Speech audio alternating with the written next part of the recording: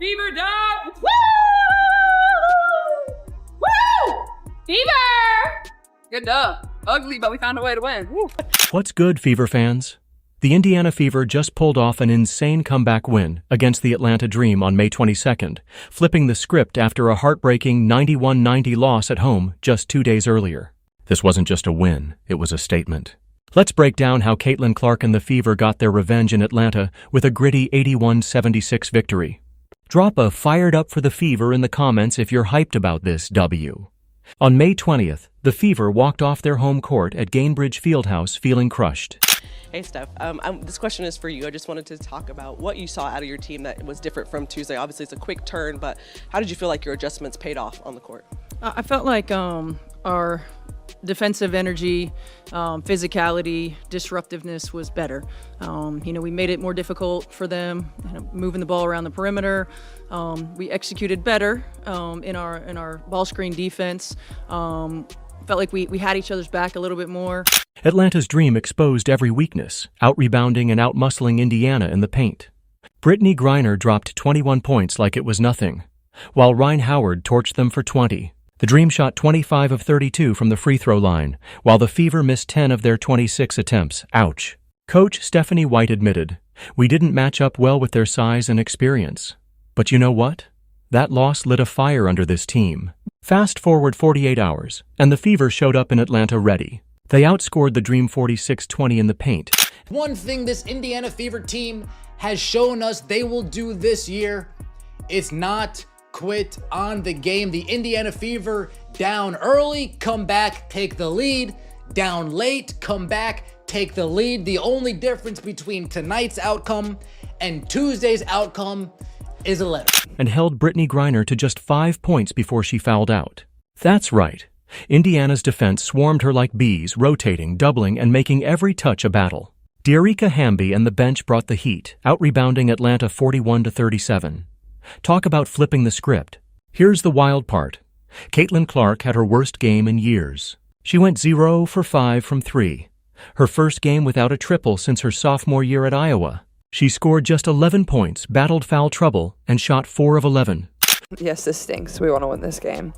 But, I think this is great for our team. A little adversity. How are we going to respond? How are we going to come in here tomorrow morning and watch the film and learn and get on the court and get better? And like I said, that's why this league is so great. You have a couple days and then you get right back to it. You find a way to respond. We have a chance to go there and play them, actually. So it's even better, I guess. We can, get a little redemption if we go down there and play well.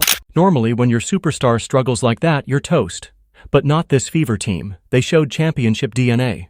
Natasha Howard stepped up huge, dropping a game-high 26 points on 12 of 17 shooting, including 13 in the third quarter alone. Sophie Cunningham, fresh off an ankle injury, added 9 points and 6 rebounds in just 20 minutes, sparking an 11-0 run that flipped the game. Lexi Hull came off the bench with 10 points and they shot 32 free throws. It's a lot of free throws. Going to be difficult to win a lot of games when we foul people that much and put them at the line that much. It's tough. They made 25 out of 32. We still went to the line 26 times, missed 10. So that's the game really right there. It obviously doesn't come down to that, but it's just a little thing. a career-high 4 assists. The bench outscored Atlanta's by 16 points. This depth is what makes the 2025 Fever a problem. Our defensive energy, physicality, and disruptiveness were better. We had each other's backs. That's the kind of teamwork that wins titles. The game got spicy when Rhyne Howard, the 2022 number 1 pick, tried to rattle Clark with physical play. Late in the game, after a hard foul, the two went face-to-face, and cameras caught Clark saying, "I'm not scared of you." She even threw in a sarcastic thumbs up, letting Howard know she wasn't backing down. That moment went viral, showing Clark's got the heart of a champion. Her leadership fired up the team, and they played with playoff intensity from that point on. This wasn't just a regular season dub. It proved the Fever are legit contenders. They shut down Atlanta's 36% shooting, dominated the paint, and had 4 players in double figures, all without Clark at her best. That's championship-level depth. Coach White's adjustments, like using Dearica Hamby to shadow Griner, were genius. proud of our fight, the toughness that we showed, our ability to stay together. Our bench was really engaged in every timeout and in every huddle. We were all engaged. The Fever turned a tough loss into a masterclass in resilience. Let's talk about the moment that had everyone buzzing. Late in the fourth quarter, with tensions running high, Atlanta's Rhyne Howard, the 2022 #1 overall pick, tried to get under Caitlin Clark's skin. Howard had been tasked with guarding Clark all night, bringing the physicality and trying to intimidate the Fever's young superstar. This wasn't just a casual bump. It was a veteran testing a sophomore, seeing if Clark would crack under pressure. After a hard foul, the two went face to face, and the cameras caught it all. Clark, cool as ice, looked Howard dead in the eyes and said, "I'm not scared of you." She didn't just stop there. She leaned in, put her shoulder into Howard's chest, and threw up a sarcastic thumbs up that screamed, "Bring it on!" That moment was pure fire, and it showed exactly why Clark is built different. Social media exploded, with fans and analysts breaking down every second of the exchange. Lip readers confirmed Clark's words, and the clip racked up millions of views across platforms like X and TikTok within hours. This wasn't just trash talk.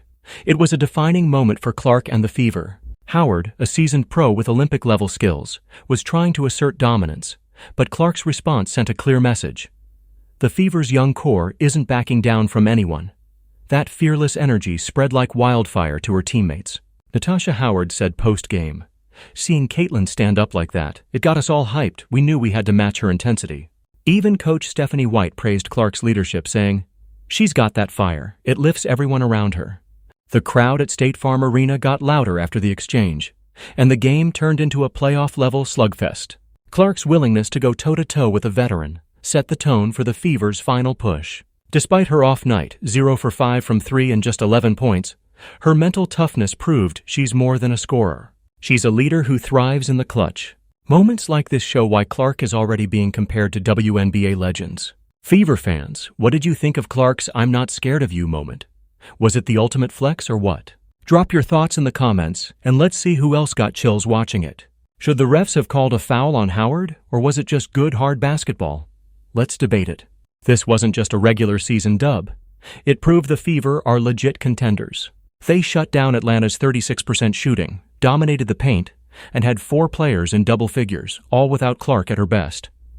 That's championship-level depth. Coach White's adjustments, like using Dearica Hamby to shadow Griner, were genius. The Fever turned a tough loss into a masterclass in resilience. This team doesn't quit. Down early, they come back. Down late, they take the lead. The Fever are built for the big stage, and Caitlin Clark's leadership, on and off the stat sheet, proves she's ready to guide this squad to a title. Drop a "fired up for the Fever" in the comments to show your love. Smash that like button, subscribe, and turn on notifications so you never miss a video. What's next for this squad? Click the video on your screen to find out. Let's go, Fever.